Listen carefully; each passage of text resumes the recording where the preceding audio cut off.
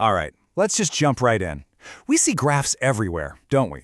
In the news, all over social media, and work reports. They're these really powerful tools that can make super complex data feel easy to understand. But here's the catch. They can also be designed to mislead you. So in this explainer, we're going to arm you with the skills to tell the difference. So take a quick look at this. Team B has 98 points, Team A has 94. Simple enough. But why does it look like Team B is just absolutely crushing Team A? I mean, their bar is so much taller, even though the difference is actually tiny. What's going on here? This is exactly the kind of visual trick we're here to expose.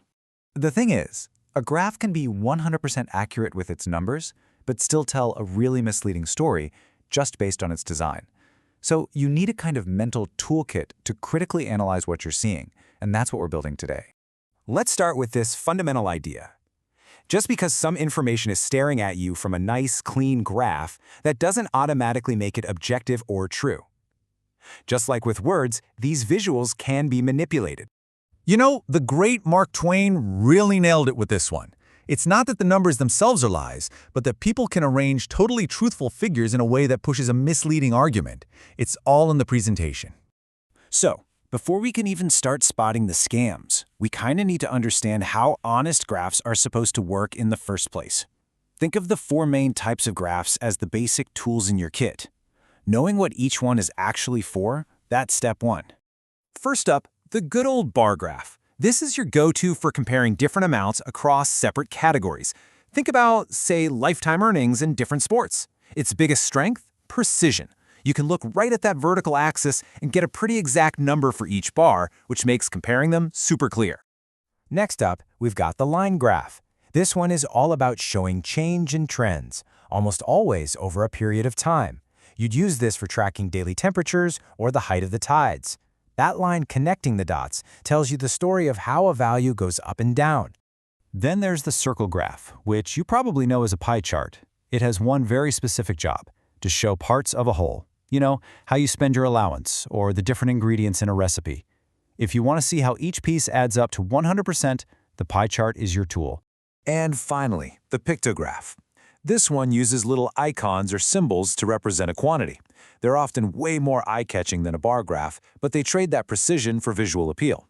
Trying to figure out what half a symbol means can be tricky, so it's better for a quick impression than for exact data. Okay, so we've got our 4 tools. Now, for probably the single most important rule of making an honest graph, you have to match the right tool to the right kind of data. Using the wrong graph is a classic mistake, and sometimes it's a deliberate trick. And to follow that rule, you got to know about 2 types of data. First, there's discrete data. This is stuff you can count in whole numbers, like the number of students in a class or the number of votes. There's no in between.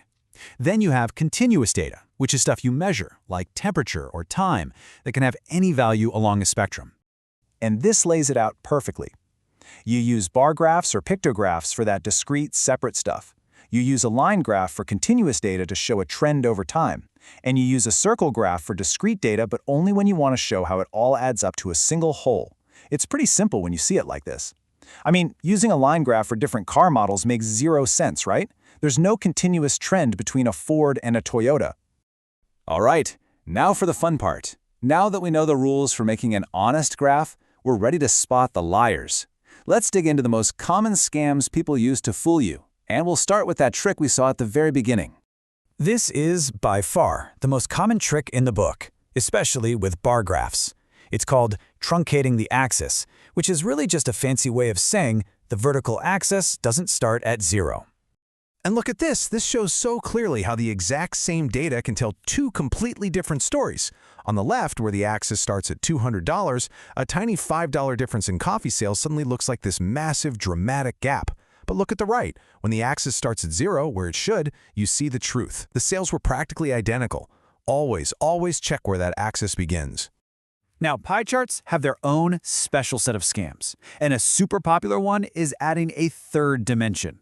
Yeah, that 3D tilt might look kind of cool, but a lot of the time, its main purpose is to mess with your perception. This gas station example is a classic. Because of that 3D perspective, the taxes sliced right at the front gets stretched out, making it look visually as big as or maybe even bigger than the crude cost slice in the back. But the numbers tell the real story. 35% is not bigger than 43%.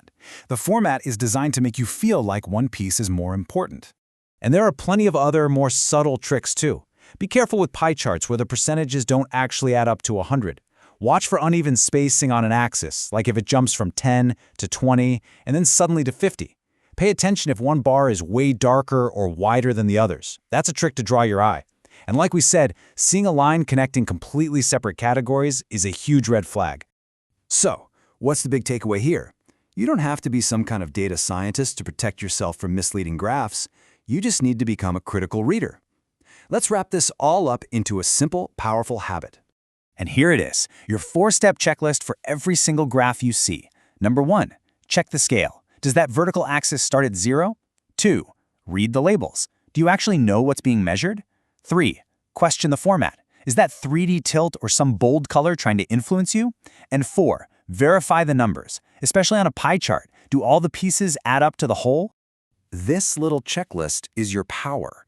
It's what turns you from someone who just passively accepts a visual into an active, critical reader who asks questions. You now have the toolkit to understand not just what the data says, but how it's being presented, and maybe even why. So I'll leave you with this one question. The next time a graph flashes on your screen promising some simple truth, are you just going to believe what you see at first glance? Or are you going to take a second and actually read it?